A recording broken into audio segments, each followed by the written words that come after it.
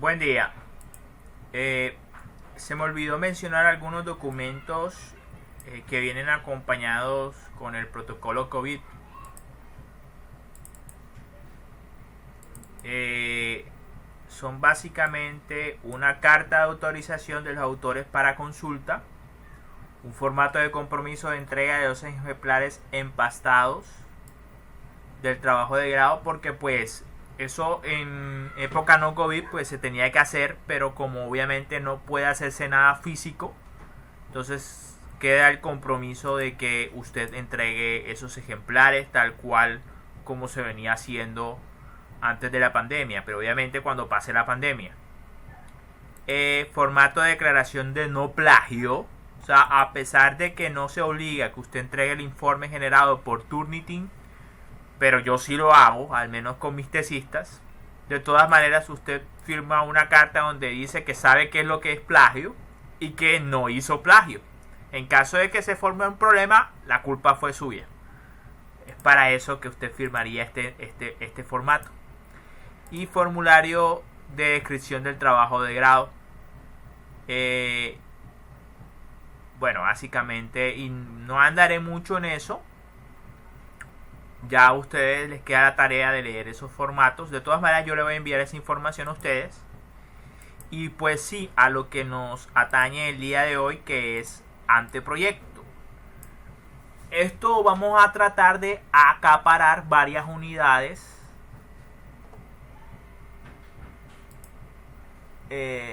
Bueno, tenemos esto que es como una especie de sílabus.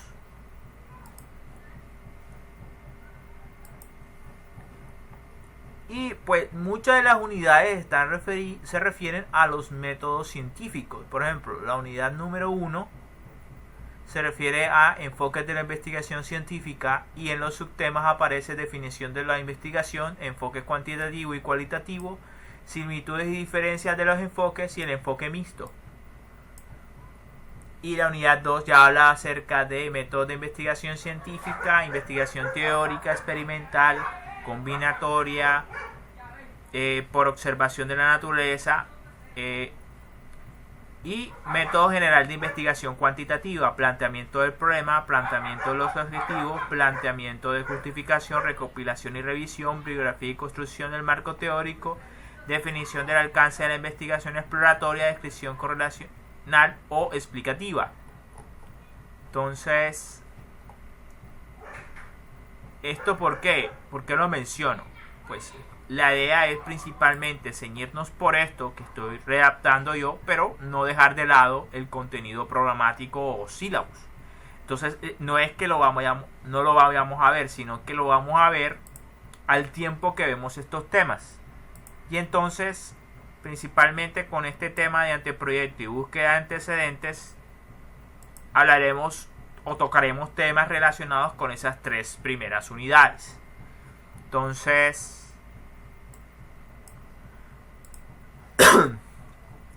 y qué mejor manera de ver qué es un anteproyecto mirando no el documento vacío que ya se los mencioné, sino uno lleno. Entonces voy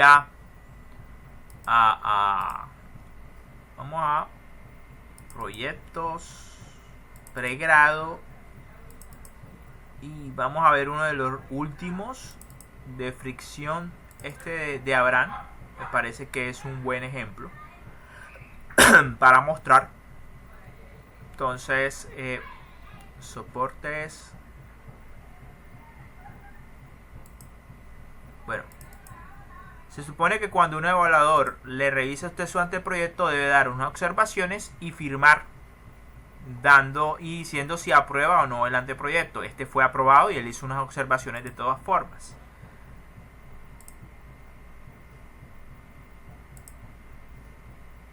Ahora vamos a ver entonces cuál fue el anteproyecto que él entregó. Bueno, que ellos entregaron. Creo que fue este. Y el formato de anteproyecto es el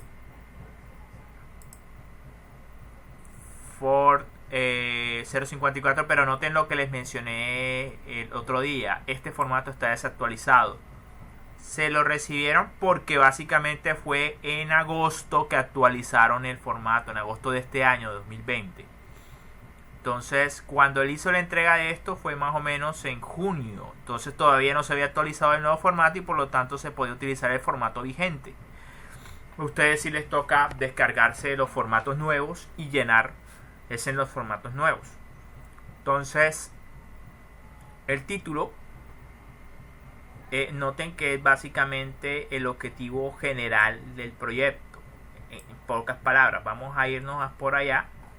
Dice: caracterización de desgaste por fricción de la poliamida nylon en probetas fabricadas mediante hilo fundido FFF con recubrimiento de resina. Entonces, esto debe ser el objetivo general en cierta manera y debe resumir qué es lo que se va a hacer acá. Entonces creo que por acá en la parte de objetivos veamos qué tan parecido es. Objetivo general: caracterizar a través de desgaste por fricción la poliamida nylon en probetas fabricadas mediante hilo fundido FF con recubrimiento de resina. Si se dan cuenta, prácticamente esto es el mismo título. Entonces, uno puede plantear un título inicial para el anteproyecto, pero es finalmente la revisión bibliográfica la que va a dictaminar cuál va a ser el correcto nombre de tu investigación o de tu proyecto de grado.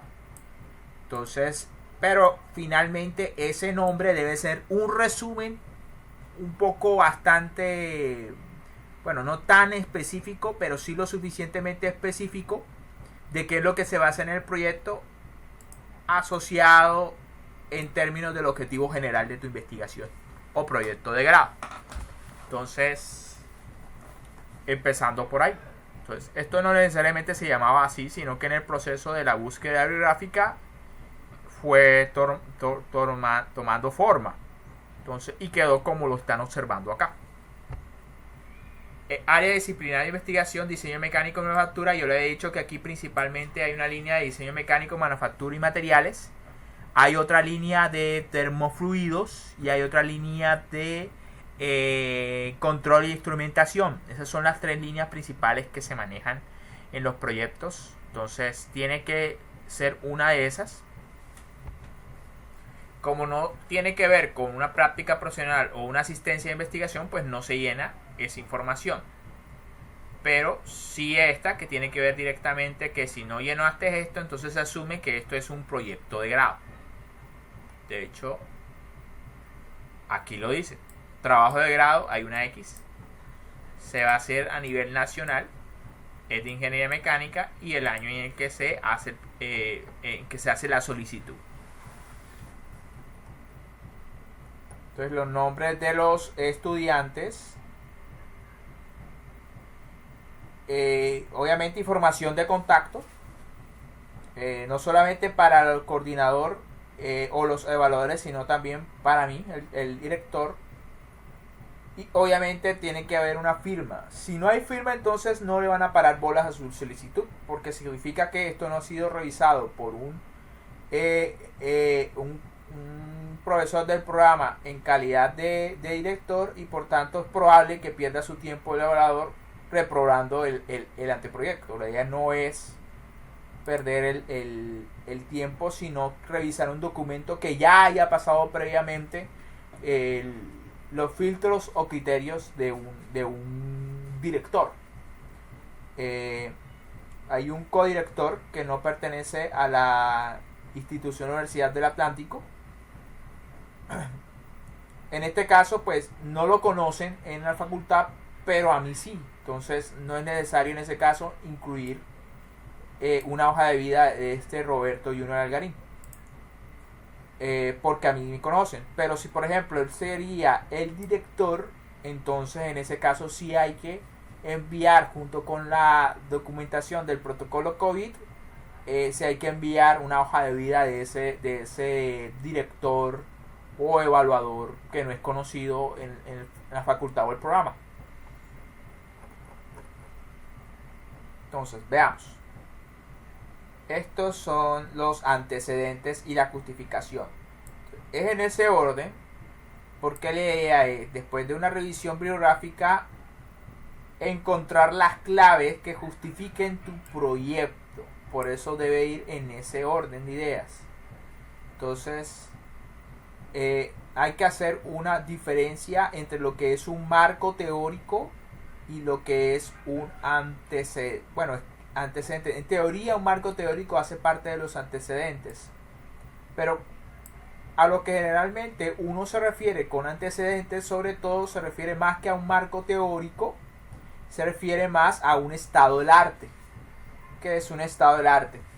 Es lo más reciente que se haya investigado desde el punto de vista científico, técnico, tecnológico acerca de la temática esta. Y cuando digo lo más reciente, según hablamos, por ejemplo, en el caso de monografías, que es básicamente un estado del arte, nada más,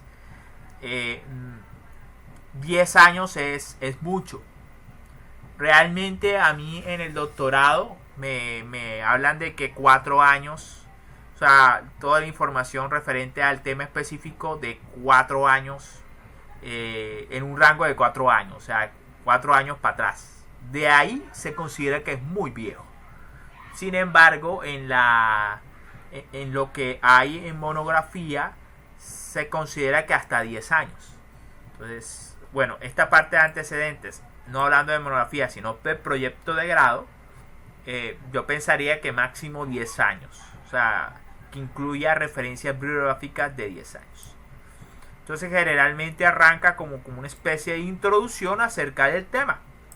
Pero algunas veces yo he visto que esa introducción casi que la hacen como algo histórico.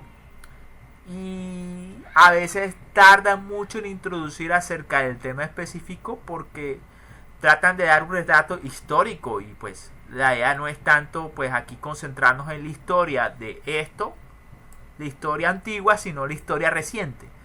Entonces yo siempre digo que hay que hacer una ligera introducción, pero tiene que ser pues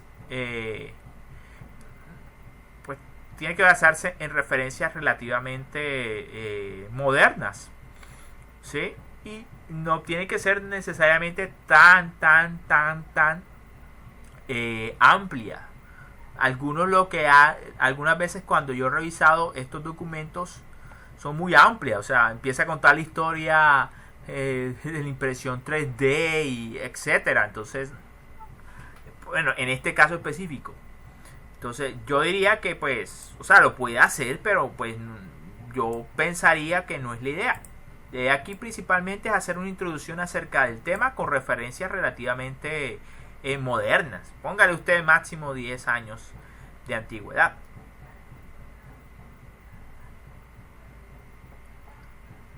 Entonces,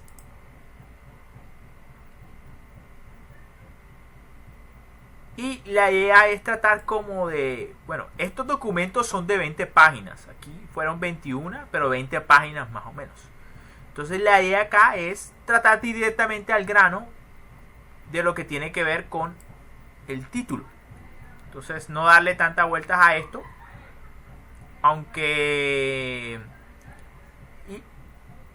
Y lo digo, no dar tantas vueltas a esto principalmente porque pues pierdes el tiempo de pronto en ir directamente a hablar de artículos científicos o libros o información técnica que es demasiado relevante para tu investigación.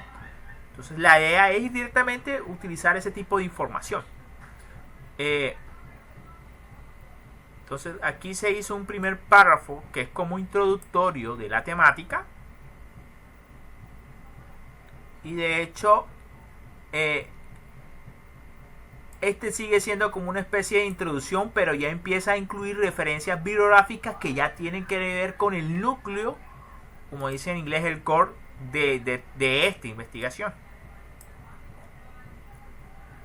Entonces habla algo así como que, bueno, de esa investigación de 2 a 7 pues se ha tocado la temática. Y empieza entonces a... Bueno, esto todavía sigue siendo como una especie de introducción, pero ya empieza un poquito más a hablar más y más de las referencias bibliográficas 369, pero de una forma general y global. y llega un momento que le toca empezar a hablar de forma específica. Por ejemplo, aquí ya empieza a hablar como de la referencia número 7, donde empiezas a describir qué es lo que se hizo en la referencia 7, quiénes lo hicieron, qué fue lo que hicieron. En este caso creo que era, bueno, aquí vamos a leer un poquito de la temática para que esto no sea tan general y les suene muy desconocido a ustedes. Bueno, características de desgaste por fricción de poliamida nylon. Resulta y pasa que hay piezas en plásticos que están sometidos al desgaste, por ejemplo engranes. Sí, los engranes no necesariamente solamente son de metal, también los pueden fabricar de materiales plásticos. Uno de esos materiales es de nylon. Entonces, por otra parte, pues realmente existe un proceso llamado de impresión 3D, pero de los más económicos es este específico. Fabricación mediante hilo fundido. Entonces la idea de este proyecto es caracterizar al desgaste por fricción la poliamida de nylon en probetas fabricadas mediante este proceso específico, que es un proceso de impresión 3D, que se le va a aplicar una resina. Entonces la idea es aplicar una resina a unas probetas de nylon a ver si eso mejora o empeora las propiedades al desgaste por fricción. Eso es básicamente lo que se pretende como objetivo general. Entonces aquí se hizo una introducción y aquí me parece que sigue la introducción, pero ya empieza a adentrarse un poquito más en las referencias bibliográficas importantes de la investigación. Y aquí habla ya de un poquito más de las referencias bibliográficas de una forma general, pero empieza a aterrizar acerca de qué es lo que hace cada una de las referencias bibliográficas que se considera por los autores importantes o relevantes para esta investigación. Y consiste en literalmente describir o resumir qué es lo que hizo esta referencia 7. Entonces, noten lo que dice acá. Se ha encontrado que el ABS impreso en 3D tiene un buen comportamiento mecánico bajo fricción cuando el mallado de la capa es paralelo a la dirección de giro de un ensayo pin sobre disco. Esto es un parámetro del proceso de impresión. Y este ensayo de pin sobre disco es simplemente un estándar que se emplea para medirle el desgaste a fricción de las piezas. Entonces fabrican un pin y esto lo someten lo someten ante una rueda que va girando y va desgastando esta pieza. Entonces finalmente lo que miden son cosas como la fuerza de fricción, y también lo que miden es la cantidad de material que el disco que estuvo sometido a fricción con este pin perdió. Bueno, principalmente lo que se mide es la cantidad de masa que ha perdido este pin. Entonces, y acá lo que hace es especificar los estándares. Eso es bastante importante en este tipo de estado del arte, porque la idea es no describir una investigación específica de una forma muy general, sino aterrizarlo. Ya ustedes están prácticamente en el último semestre de ingeniería, así que tienen que hablar en términos específicos. Entonces la idea es tratar como de hablar de la investigación resumiendo cómo lo hicieron, con qué estándares, si hicieron un experimento, cuáles fueron las variables que ellos consideraron, qué resultados ellos obtuvieron, ¿sí? Pero sin hacer muy extenso esa descripción de esa investigación. Entonces eso es lo que hay aquí. Incluso el compañero lo que hace es incluir fotos acerca de la investigación. En la investigación, el proceso de impresión 3D, pueden imprimir las piezas en diferentes orientaciones. En la mesa de fabricación la puede fabricar de esta forma o la puede fabricar de esta forma. Eso como resultado va a tener que este tipo de geometrías pueden ser fuertes o débiles, y estas fuertes o débiles dependiendo del tipo de carga a la que va a ser sometida la pieza. Entonces lo que está diciendo él acá es que básicamente se cambió la orientación de impresión de las piezas y se sometió a desgaste para ver si disminuía o empeoraba el desgaste de las piezas. Entonces la idea es entonces Miren, aquí continúa todavía con la descripción de qué fue lo que se hizo en esa referencia bibliográfica. Noten que más o menos le gastó, si no le metiera fotos a esto, básicamente ¿cuánto sería? Serían unas 3 líneas. Aquí hay como unas 3, 4.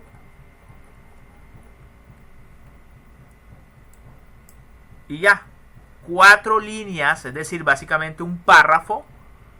Bueno, 3 y 4 acá, 7 líneas. Básicamente un párrafo le dedicó a describir esa referencia gráfica. Entonces, es como mi recomendación. En un estado del arte usted empieza por hacer una introducción al tema, pero no se extienda mucho en esa introducción. Y después empieza a hablar de los resultados, de las formas como otros investigadores abordaron ese problema que usted está pues considerando para desarrollar. Un párrafo estaría bien para resumir una investigación, pero tiene que ser tan detallado como sea posible y por cierto tiene que resumir. Entonces estos detalles son bastante importantes porque a ti te van a servir como criterio para tomar decisiones en tu proyecto. Por ejemplo, ¿cómo yo haría un ensayo de desgaste? Bueno, aquí hay una respuesta. Otros autores hicieron este estándar de ensayo. Entonces, eso en cierta manera te está dando como ya soluciones o respuestas de qué tipo de estándar utilizar, qué materiales usar, qué parámetros de fabricación emplear o considerar. Entonces, básicamente es a lo que me refiero. Lo importante de esto del estado del arte son varias cosas. Acabo de decirles una. Esto le da a usted criterios o en cierta manera recomendaciones de por qué tomar ciertas decisiones respecto a por qué lo va a hacer así o por qué lo va a hacer asado en su proyecto. Otra cosa importante es, bueno, si este señor de la referencia 7 se centró en ABS, ¿por qué entonces yo haría una investigación de ABS si ya alguien la hizo? Sería la pregunta es, ¿eso nadie lo hizo?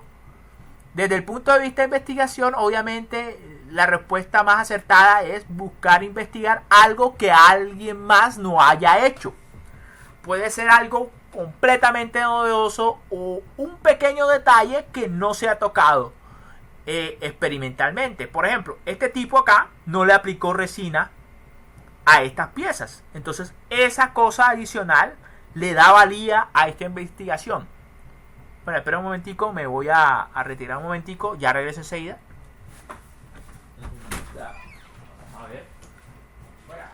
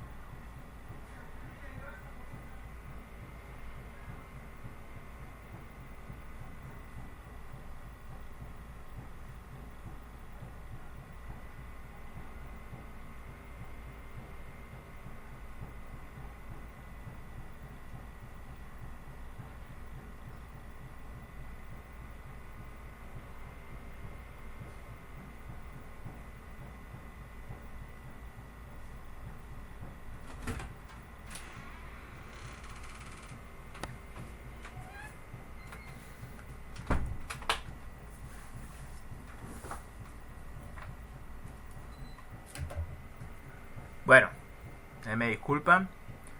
Entonces, la referencia bibliográfica, como le estaba comentando, le sirve a usted porque le da criterios para tomar decisiones y al tiempo también te dice qué se ha hecho, pero con eso también te está diciendo que no se ha hecho. Entonces, eso es importante, pues hace parte de la justificación el estudiar temas de investigación que no se han tocado, en el caso de que vaya más por la parte investigativa. En el caso que vaya más por la parte de aplicación de conocimiento de ingeniería, te sirve principalmente como criterio de decisiones. O sea, ¿qué han hecho otros para resolver ciertos problemas o abordarlos? Entonces, esa parte es importante. Entonces, y mire que le gastó como unas 7 líneas a hablar acerca de la referencia 7, valga la redundancia. Aquí habla de referencia 11 y solamente he gastado 1, 2, 3, 4 líneas. Aquí habla entonces de referencia número 12, que habla que confirma algo la referencia 11, y en 12 gasta 1, 2, 3, 4, 5, 6 líneas y una 8, la cual le gasta 3, y así sucesivamente. Entonces veamos entonces cuántas referencias bibliográficas él está incorporando o que está describiendo. Está la 7, está la 11, está la 12, ya van 3, está la 8, ya van 4, está la 4, ya van 5. Ahí menciona la 2, pero parece que es algo muy residual. La 13 ya van 6. 14 ya van 7.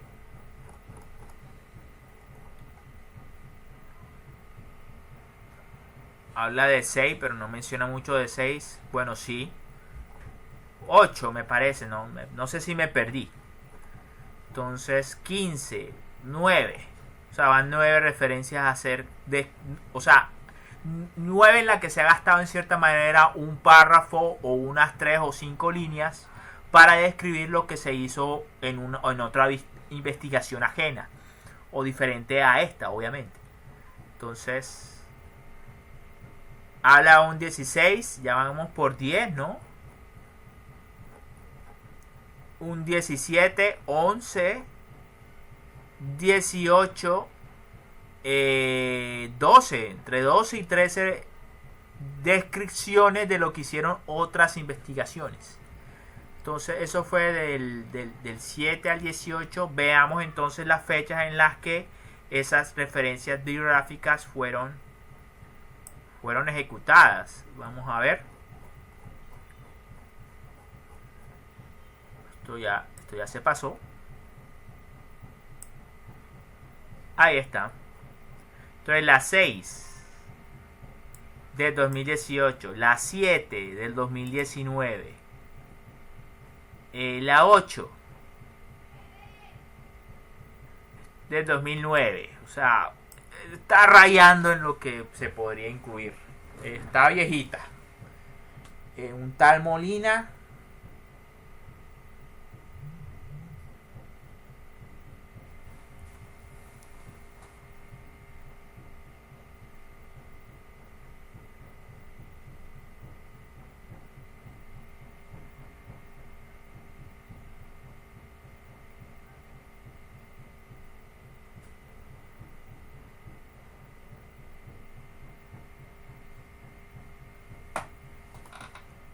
Molina del 2016. Son del 2019. Bueno, esta es muy vieja, del 86. Bueno, hay veces que se puede incluir referencias muy viejas cuando son parte del marco teórico. Pero pues en antecedentes realmente uno se refiere más que al marco teórico, se refiere es al estado del arte, es decir, lo último que se ha hecho en cuanto a investigación acerca del tema. Pero pues estábamos hablando de proyectos de investigación. Si fuera proyectos de ingeniería, es simplemente aplicar el conocimiento. De todas maneras, también interesa es cómo se ha resuelto el problema en los últimos años, por así decirlo.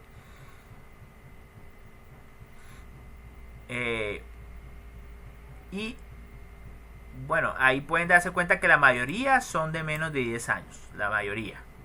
Entonces 2016, 2012, este no tiene fecha, está del 2014, bueno, y ahí va. Entonces ahí va. Entonces claramente se observa que en general se utilizan referencias recientes de menos de 10 años. Y noten que lo que más se utiliza son referencias en idioma inglés. Bueno, 7 para arriba. Typological properties of 3D printing print with internal structure, friction and hardness characteristics, and MFM printing plastic materials, y etcétera. O sea, la gran mayoría de referencias relevantes están en inglés. Yo sé que a ustedes les puede costar mucho trabajo de pronto la parte de inglés. Tal vez no tanto como de pronto en mi época. Bueno, no sé. Yo viví en una época donde realmente casi la mayoría de cosas no estaban traducidas. Entonces me tocaba a mí traducir las cosas para poder entenderlas del inglés al español. Y eso pues me dio ciertas habilidades. Pero hoy en día hay mucha tecnología de por medio. Entonces puedo entender que de pronto esté reacio o utilizar referencias en inglés porque están en inglés. Pero es que hoy en día hay tanta tecnología, traductores que facilitan la vida en ese aspecto, que mejor utilizar las referencias de revistas científicas y libros muy relevantes, y generalmente lo más relevante acá está escrito en inglés. Entonces, para que consideren, miren, la gran mayoría está en inglés. Para que lo consideren, que si usted está principalmente relacionado con temas de investigación acerca de un tema específico, váyase al inglés. Ese es el lenguaje de la ciencia hoy por hoy. No hay poco en español. No quiere decir que haya cosas en español, pero pues lo más relevante no está en español. Generalmente está en inglés. Entonces, y bueno, y aquí viene algo de lo que nosotros mencionamos en las unidades, en las 3 primeras unidades del syllabus. Se menciona algo, la justificación, pero la justificación está relacionada con el problema.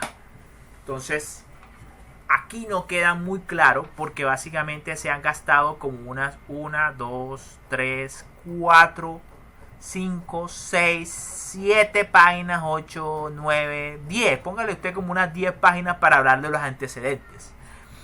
Ahí no queda muy claro cuál es el problema que se va a resolver. O sea, por qué se hace la investigación en el material que se hace, ni tampoco queda claro por qué tiene que ser desgaste, ni tampoco queda claro por qué tiene que ser FFF. Eso aquí no va a quedar claro en la parte de antecedente y justificación, ni sin culpa. Uno lo que hace al final es rematar todo esto con una especie de, bueno, como le dice la palabra, justificación de por qué entonces se va a investigar acerca del tema que se va a investigar. Pero eso no va a quedar claro ahí. La sustancia debe venir, o lo conciso debe venir acá en descripción y formulación del problema. Ahí donde se va a entender mejor por qué es importante investigar acerca de la temática. Entonces, aquí de hecho él se extendió bastante en la parte de antecedentes y justificación, se extendió bastante con respecto a la justificación.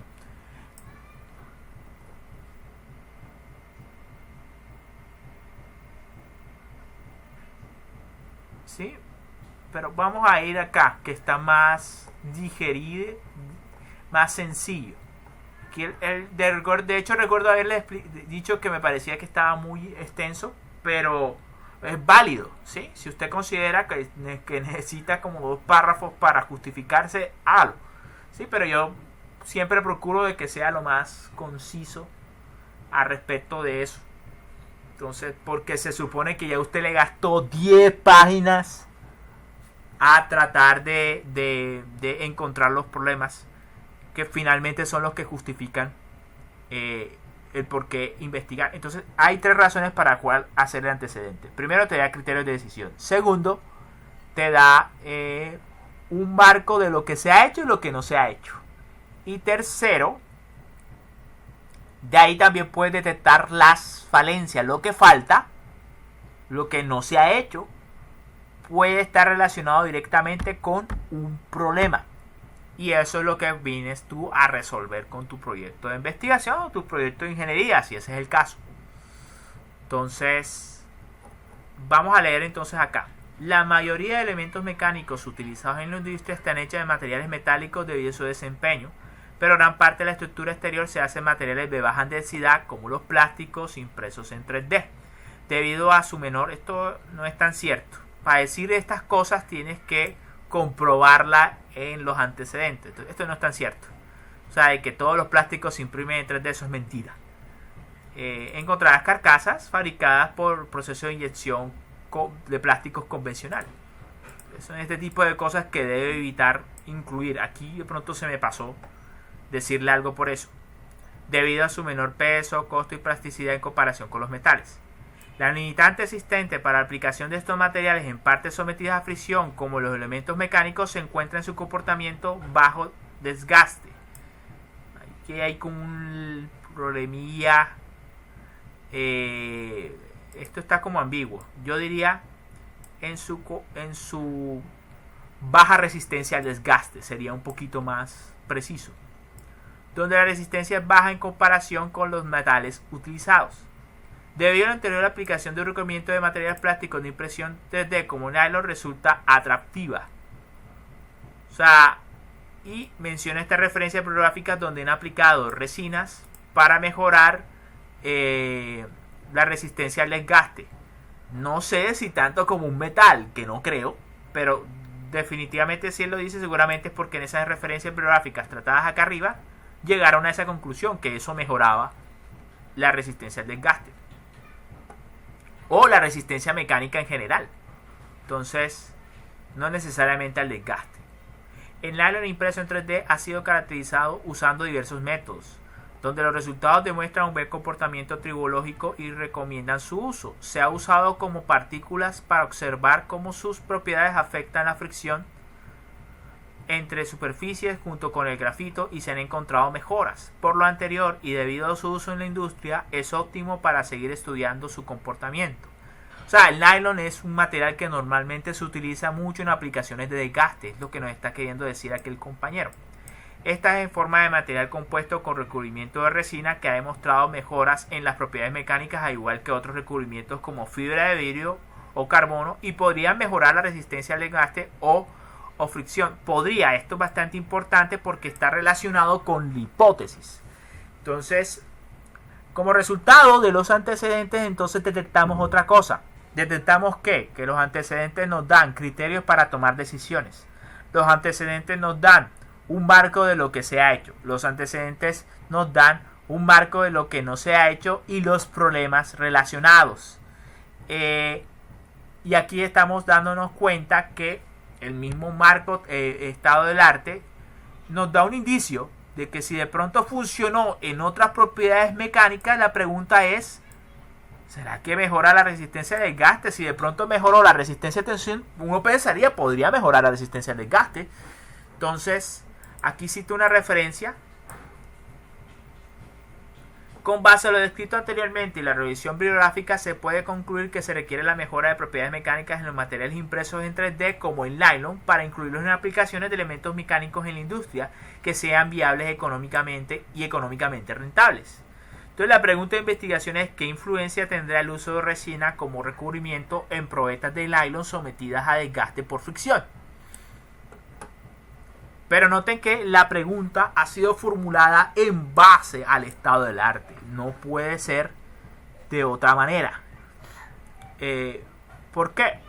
Miren, esto va a coger un evaluador y lo va a revisar. Y básicamente podría surgirle varias preguntas. que irían en detrimento o en la negación de una aval o aprobación del anteproyecto. Por ejemplo, ¿de dónde salió esta pregunta? ¿De dónde salió la pregunta? ¿Por qué se te ocurre que la resina puede ayudar? Claro, es que aquí en la referencia bibliográfica ya hay antecedentes de que se le aplicó resina a materiales y mejoró su resistencia mecánica. Entonces no es tan loco pensar que de pronto eso también mejoraría entre sus resistencias mecánicas sus propiedades al desgaste. Entonces, ahora, aquí hay algo importante, muy importante. Y que les pido que es la hipótesis. Aquí está la hipótesis. Entonces, ¿por qué hacer un estado del arte? Vuelvo y repito. Perdonen que me extienda en esto, pero pues la idea de tomarnos el tiempo de esta lectura aburrida, bueno, a mí me parece interesante, pero probablemente a ustedes les parezca aburrido, es ¿por qué hacer un estado del arte? Ya les dije varias razones. Te da criterios para decisiones. Es más, lo voy a escribir. Vamos a... ¿Esta sería qué clase? 1, 2, 3... Es que no sé ni qué clase voy. Vamos a ponerle... Lo voy a escribir.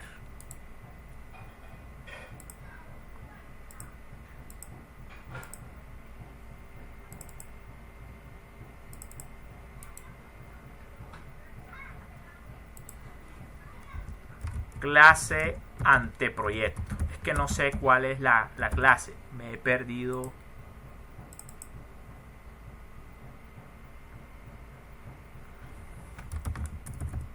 ¿Por qué hacer una revisión bibliográfica para el estado del arte? Razones. Te proporciona criterios y digamos experiencias ajenas. Uno puede aprender no necesariamente de sus errores, sino de los errores de alguien más, para tomar decisiones respecto a tu propio proyecto.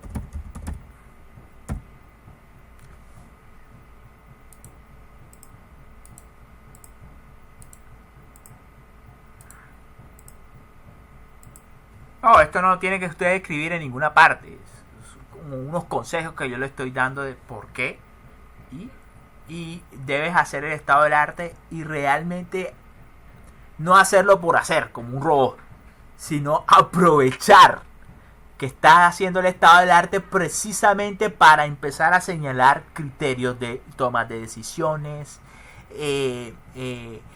caracterización de qué se ha hecho y qué no se ha hecho, etcétera. Porque eso te va a definir a ti tu propio anteproyecto y te garantiza en cierta manera el éxito. Entonces, una razón te proporciona criterios y experiencias ajenas para tomar decisiones respecto a tu propio proyecto. 2. La caracterización de la información te permite ver qué se ha hecho y qué no se ha hecho.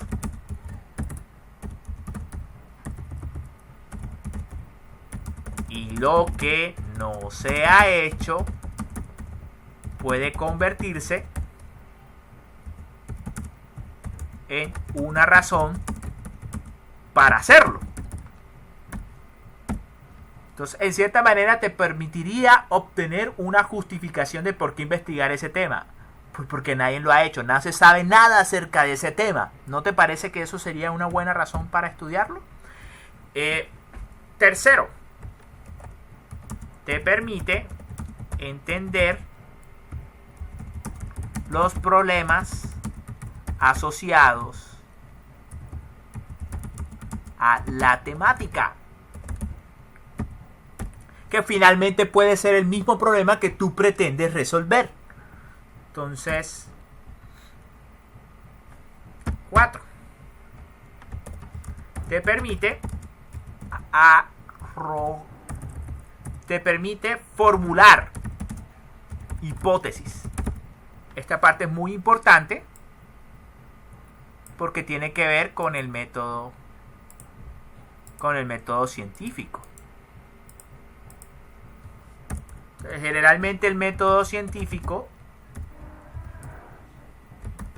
no estoy muy seguro, pero más o menos debería ser así. Parte de un problema. Después de ese problema, tú debiste haber hecho un estado del arte.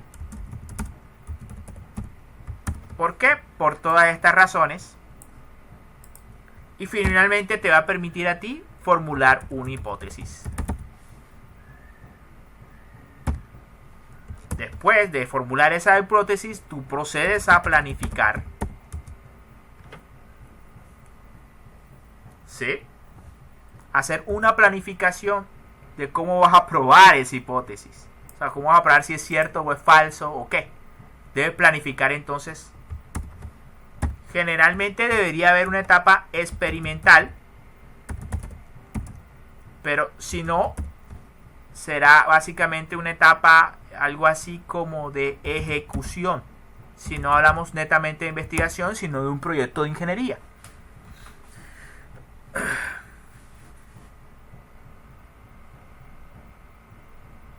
Entonces, vamos a ponerlo así. Obviamente tiene que haber una parte de análisis de resultados.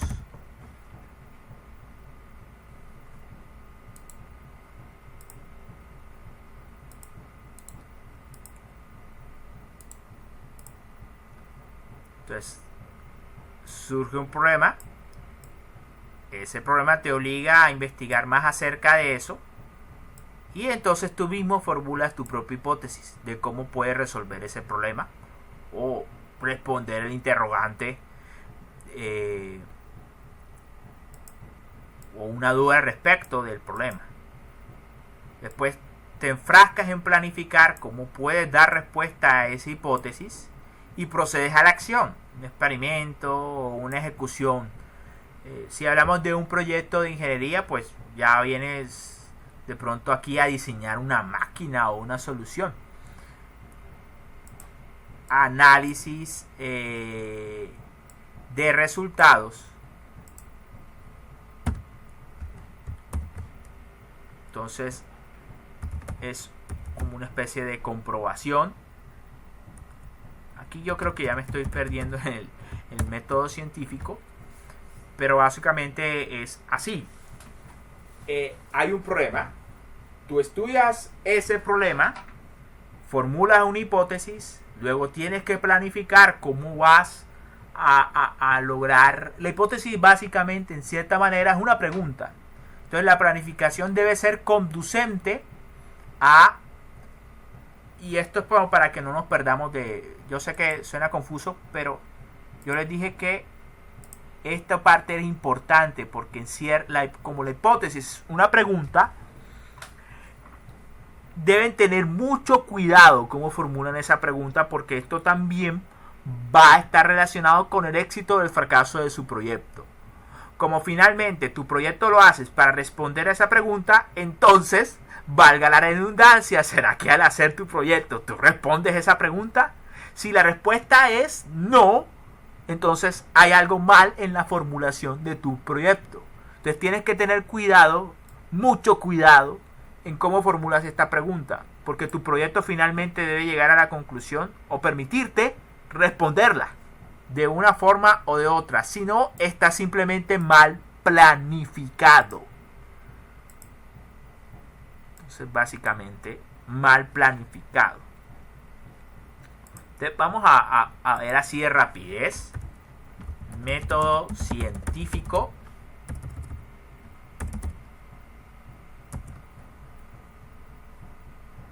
En imágenes, una cosa bien sencilla.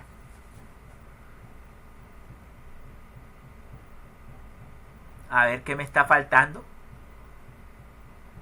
Una cosa bien sencilla.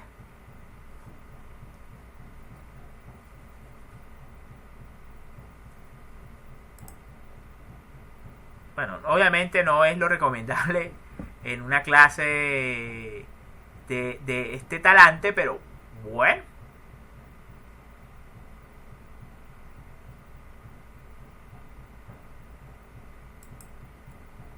Bueno, aquí dice: observar, plantear preguntas, generar una hipótesis, conducir el experimento, buscar una conclusión, reportar los resultados. Y es un ciclo sin fin. Entonces, acá el problema principalmente está relacionado con, y el estado del arte está relacionado con observar y plantear preguntas.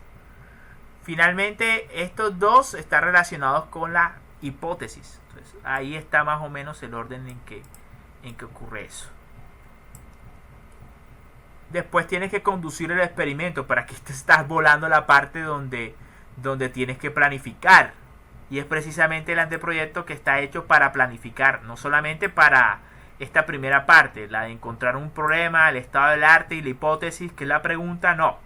También tienes que planificar cómo es que lo vas a hacer. Y viene la parte de conducir el experimento o la ejecución del proyecto, si estamos hablando de un proyecto de ingeniería. Después buscar la conclusión ya va a estar relacionado con el análisis de los resultados, con una comprobación.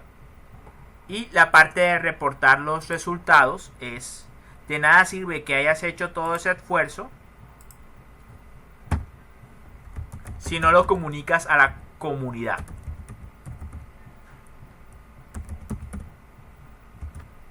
Entonces, más o menos ese es. Me disculpan si de pronto me vuelvo algo, pero en esencia eso es el método científico. Hay un problema, nos interesamos más al problema y observamos más acerca de ese problema por medio del estado del arte. Eso nos va a ayudar a nosotros a formular una hipótesis, que es básicamente una pregunta. Luego entonces debemos proceder a planificar cómo vamos a dar respuesta a esa pregunta, y eso generalmente está relacionado con un experimento, o pues no sé, si es un proyecto de ingeniería, diseñar una máquina, diseñar un proceso y fabricarlo. La experimentación o la ejecución de ese plan, y después venimos nosotros a analizar los resultados, a comprobar, y finalmente lo comunicamos. Nos haya ido bien o nos haya ido mal, hay que comunicarlo. Entonces, aquí esto está asociado principalmente con software,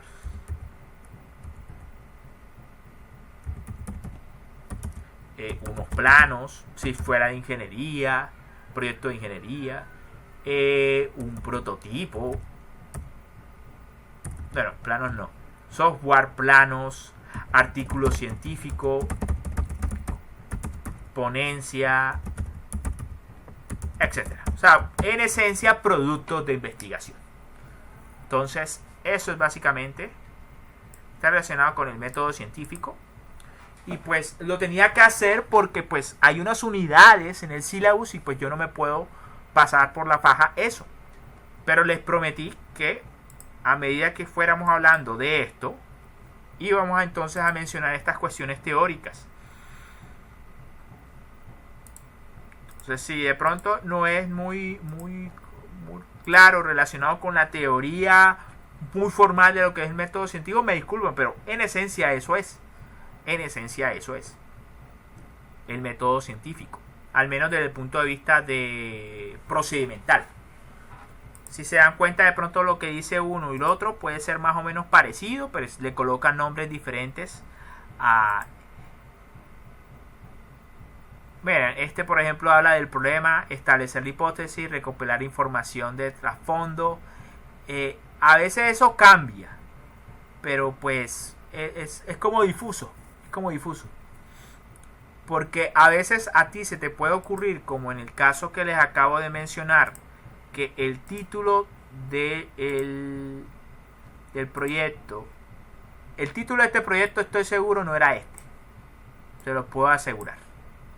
Pero la misma investigación del estado del arte te va a ir diciendo cuál debería ser el título apropiado o cuál debería ser el verdadero objetivo de tu estudio. Entonces de pronto a ti se te ocurre que hay un problema y cuando empiezas a revisar el estado del arte resulta que ya está resuelto. Entonces, ¿para qué entonces resolver un problema ya resuelto? Entonces es el estado del arte en cierta manera que finalmente le va dando forma al objetivo general, a la hipótesis, a todo. Entonces por eso es muy importante, más que definir primero el nombre, uno primero define un nombre, pero eso puede cambiar en función de todo esto. Ahora volvemos a esa... Bueno, ya ha pasado casi una hora. Entonces, yo sé que esto no es precisamente ameno de explicar, pero bueno, vamos a quedarnos aquí nuevamente. Bueno, entonces les decía que la hipótesis es muy importante porque si tu proyecto no garantiza que contestes la pregunta, entonces simplemente lo tienes mal formulado o tienes mal formulada la hipótesis. Una de dos. Entonces la pregunta es, aquí yo estoy prometiendo que voy a mejorar la resistencia al desgaste si aplico resina a la probeta. Pues no se esfuercen en responder, yo respondo no. Aquí yo hago la pregunta, ¿qué influencia? Bueno, nosotros, el grupo de investigación encabezado por mí, pero obviamente son los estudiantes Abraham y compañía quienes van a finalmente a responder esto. ¿Qué influencia tendrá el uso de resina como recubrimiento en probetas de nylon sometido a desgaste por fricción? Esto no está diciendo que vamos a mejorar la resistencia. Obviamente nuestra esperanza es que mejore la resistencia al desgaste. Pero si no, no pasa nada. Porque finalmente pues la pregunta está formulada de tal manera que va a ser respondida al cumplir el objetivo general. Como el objetivo general dice, o el título, caracterización al desgaste por fricción de la poliamida en probetas fabricadas por nylon con recubrimiento de resina, yo hago una caracterización común y corriente, donde en algunas probetas aplicaré resina, en otras no. Y a partir de eso, yo obtengo unos datos y los puedo analizar estadísticamente o como usted quiera. Y finalmente voy a poder responder si va a haber una influencia o no.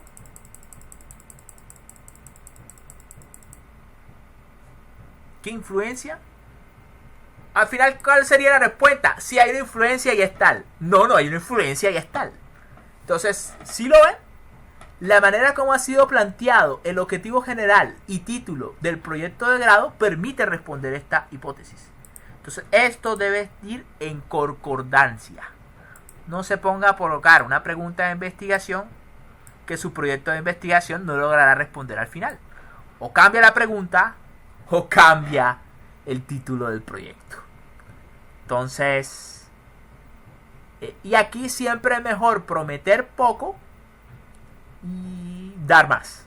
Es mi recomendación en general en estos proyectos de grado. Es mejor prometer poco y dar más de lo que se prometió. Es mejor. No prometa de más y entonces entregue menos. No se lo recomiendo en ninguna circunstancia. Prometa lo que crea que pueda cumplir. Entonces, listo. Entonces, continuemos con el resto del anteproyecto. Esto se va a volver muy largo. Pero bueno, eso es. Estamos por acá. Y dijimos que íbamos a analizar el anteproyecto de forma rigurosa. Entonces va a tocar gastarle más tiempo. Y a lo que más quisiera llegar es a esto. Pero bueno, primero a lo primero.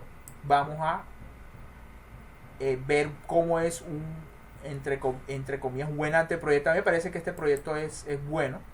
Hay unas imprecisiones, pero pues en general pues es bueno a mi parecer. Por eso le puse la firma. Entonces el marco referencial que vamos a colocar. Hombre, usted... siempre me voy a lo lejos. No me voy a regresar.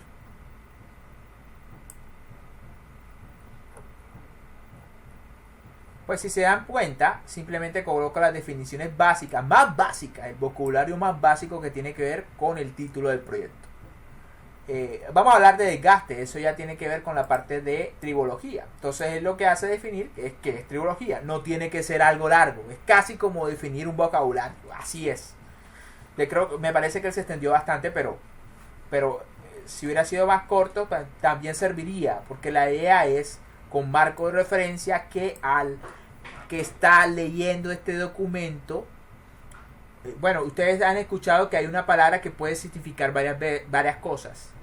Entonces yo digo casa, pero si no le digo cómo es la ortografía, usted puede pensar que es casa de cazar un mapache o un gato o un burro, o puede ser casa de hogar, de la construcción.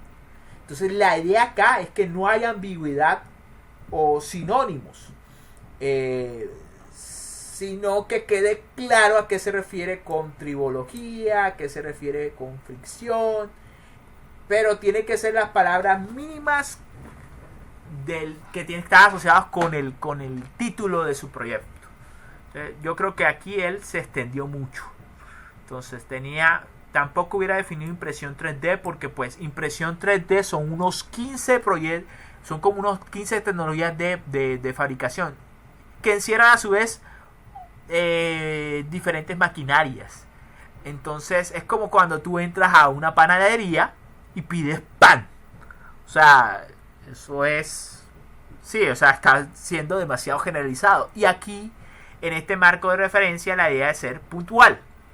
Entonces, creo que una de las observaciones que le había hecho a los compañeros acá era que su marco referencial es muy extenso, cuando debe ser principalmente un vocabulario, unas 4 o 5 definiciones, y aquí hay más de 4 y todas son muy extensas. Acá era más importante, más que definir impresión 3D, definir el proceso de fabricación por filamento fundido, porque es el proceso específico de impresión 3D que se va a usar. Impresión 3D es toda una familia de procesos de fabricación. Ya le mencioné, creo que en un documento, un estándar de la ACTM menciona como unas 15 tecnologías diferentes de manufactura aditiva que pueden cerrar otras subcategorías. Entonces se podrán imaginar. En el caso de lo que le hablé del pan, nylon lo tienes que definir porque obviamente es parte de tu proyecto, y en este caso nylon, pues la verdad es una familia de materiales. Nylon hay un montón. Entonces aquí hubiera sido más práctico hablar de un nylon en específico y no de toda la familia. Ensayo Pin-on-Disc, porque básicamente el ensayo de desgaste que se va a utilizar, y a qué nos referimos con resina epóxica. Entonces yo hubiera dejado resina epóxica, ensayo Pin-on-Disc, nylon, pero aterrizarlo al nylon específico que se va a tratar. Impresión 3D no lo hubiera colocado la definición del proceso de fabricación por filamento fundido, que es el proceso específico que sí se va a usar. Lubricación no hubiera colocado, desgaste sí lo hubiera definido, no hubiera colocado tal vez este estándar que sí se va a usar, pero no hubiera colocado como 3 o 4 párrafos de los que él colocó. Al final le dije déjalo así, ya que carajo. Entonces, en objetivo general es básicamente, generalmente es un verbo que está en infinitivo, pero si dan cuenta, pues básicamente el mismo título, o el título es el objetivo general, como quieran verlo, pero debe ser lo suficientemente específico. O sea, tienes que tratar de hacerlo específico, y objetivos específicos es escoger este objetivo grande y descomponerlo en otros objetivos. Tiene la característica que también están definidos por un verbo también en infinitivo: diseñar, implementar, analizar. Y ese verbo ojalá no debe sonar a que dentro está contenido una sola actividad.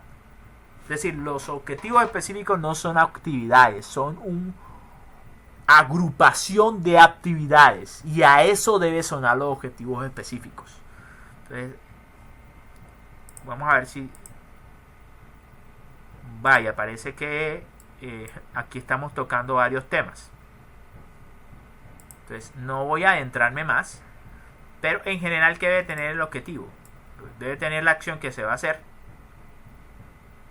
con el fin de establecer, diseñar el experimento adecuado de forma práctica y estadística con el fin de establecer dimensiones de la probeta, el distribuidor de nylon que se usa para las impresiones, la resina que se precrea en la superficie, la variación de carga y la cantidad de ensayos a realizar. Entonces, básicamente ese es el primer objetivo.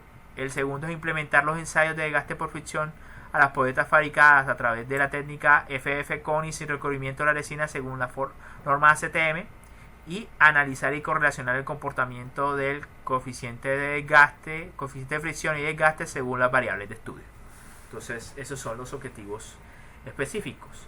Se supone que al ejecutarlos logras este objetivo general. La metodología,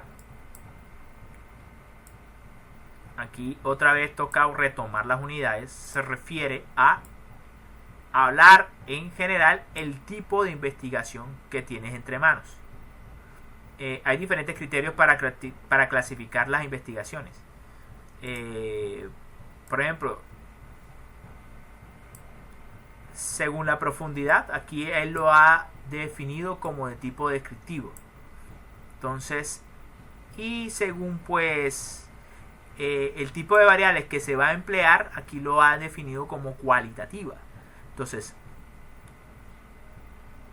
en el syllabus, eso sí no voy a, sintiéndolo mucho, pero sí no voy a quedarme mucho tiempo ahí, de hecho casi nada ahí. En el syllabus hay unas, aquí está,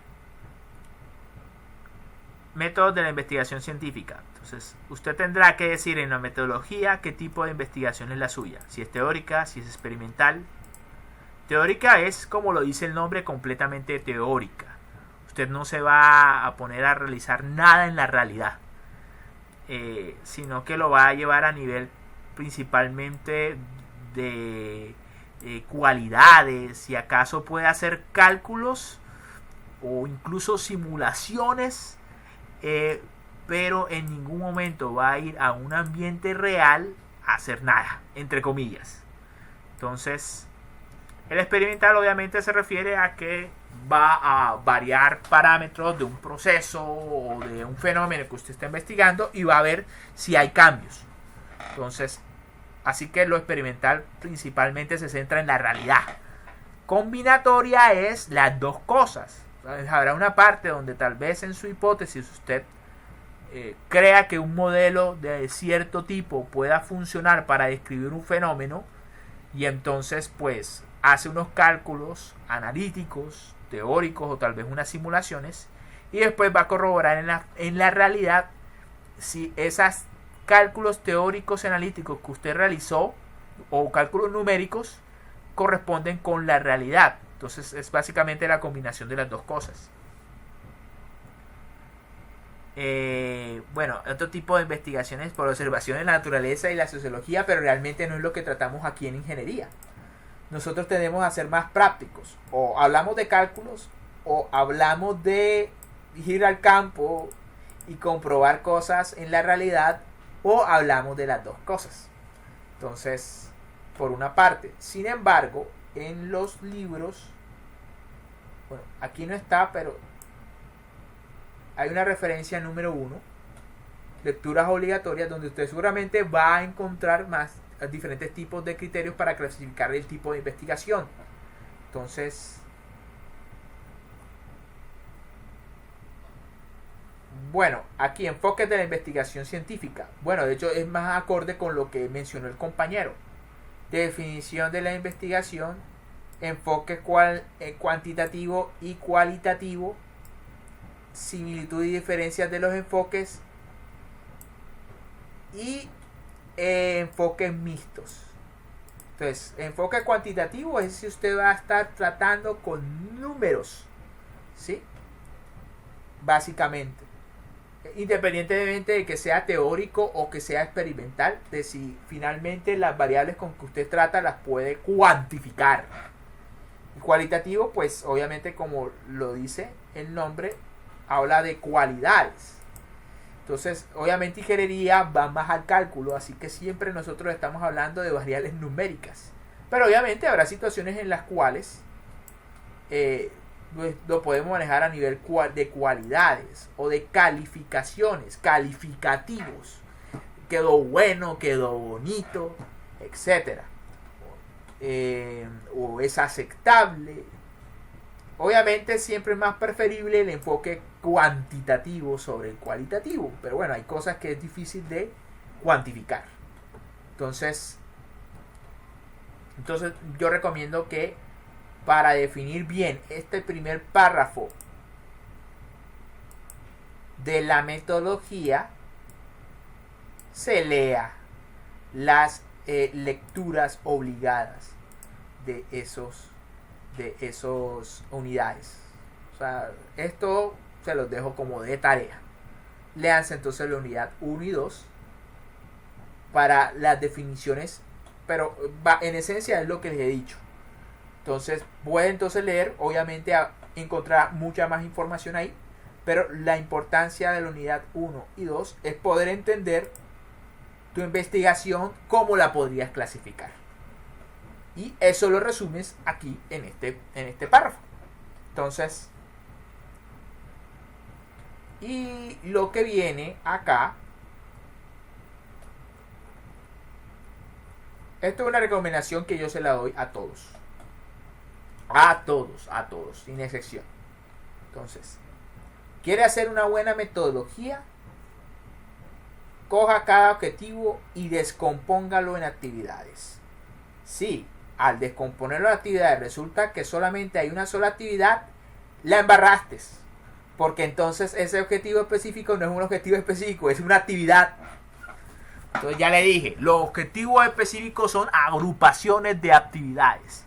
Si no lo puedes descomponer en actividades, tú estás formulando mal tu objetivo específico o estás formulando mal las actividades necesarias para ejecutar el objetivo. Entonces mi recomendación en general, aquí hay 3 objetivos específicos, pues debe haber actividades asociadas a cada uno de esos objetivos. Aquí ya lo hicieron fase 1 para hablar entonces de el primer objetivo, el diseño del experimento. Entonces, y aquí hablaron de todas las actividades asociadas para lograr ese primer objetivo. Fase 2, implementación de los ensayos. Todas las actividades asociadas para poder lograr eso. Fase 3, análisis de resultados. Bueno, recuerden, método científico. ¿Método científico cuál es? Hay un problema, que está relacionado con el estado del arte, que te ayudará a formular tu hipótesis y luego debes planificar. Luego ejecutas un experimento, analizas los resultados y comunicas esos resultados. Ese es básicamente el método científico. Bueno, señores, análisis de resultados. Entonces, ahí está. No nos adentraremos en qué es lo que se está diciendo acá, sino en las generalidades. Entonces,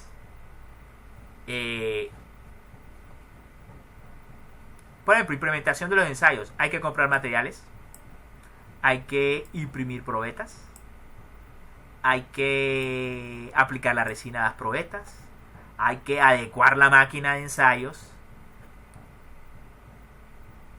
y hacer los ensayos. Ahí está.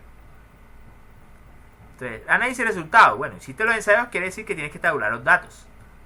Haces un análisis estadístico y después de ese análisis estadístico, pues obviamente pues ya tienes todos los insumos para redactar tu proyecto de investigación y entonces procederás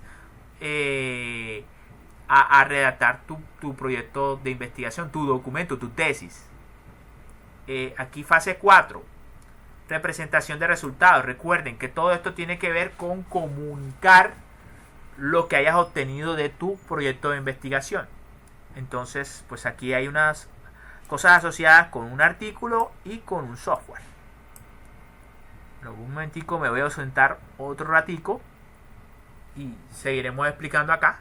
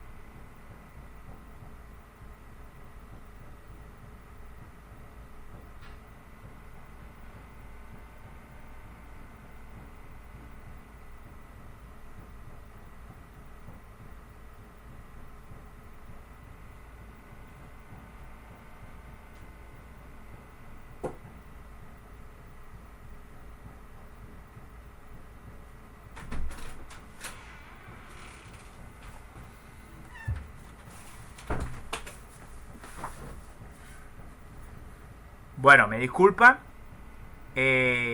Bueno,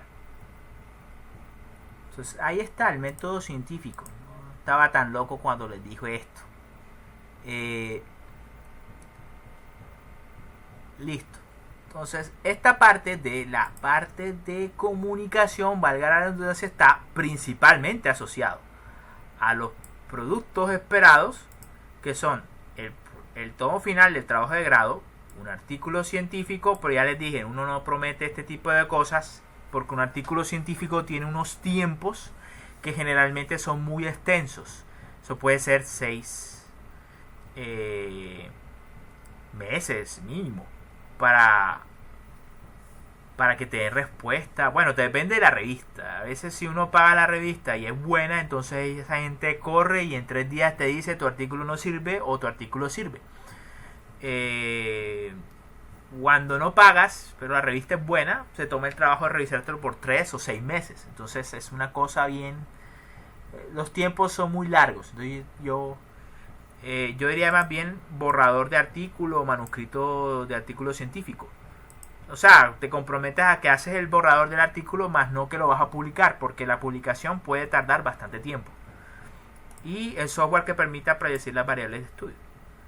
Entonces, el cronograma de actividades, ya ustedes deberían saber que es un diagrama de Gantt. Eso lo debieron haber visto en formulación o evaluación de proyectos. Pero ahí está. Hay programas como por ejemplo esta herramienta de Project, que no solamente utilizan para hacer este clase de diagramas en este tipo de situaciones, sino que también hablamos de utilizar el Project para planificar y verificar proyectos de ingeniería. De hecho, perfectamente se podría hacer un curso solamente del manejo del Project en el marco de proyectos de ingeniería, y es bastante interesante el uso de esta herramienta, pero pues no es algo que nos ataña. Entonces acá no necesariamente estamos obligados. Tal vez podría fajarme y crear como un video tutorial de YouTube explicando esa parte de cómo manejar el presupuesto y el cronograma, lo de manejo de recursos en el tiempo y en el dinero con un proyecto. Pero pues eso no es obligación. Entonces, si me da tiempo lo hago, y si no, pues cumplo con decirles. Entonces, pero con un Excel basta también. Aquí pues menciona cuáles son los responsables por cada una de las actividades, lo cual está bien, pero que eso también debe estar detallado acá. Aquí no solamente debe decir el nombre de la actividad, sino cómo lo va a hacer, quién lo va a hacer, con los recursos de quién, por cuánto tiempo lo va a hacer, etcétera. Entonces, eso de los recursos es importante porque te va a facilitar la definición de esto, pero de eso vamos a hablar más adelante. Las referencias bibliográficas, y yo pensaría que con eso podemos terminar perfectamente esta clase. Entonces, listo, me disculpan, esto tardaba 1 hora y 20 y gracias por su atención.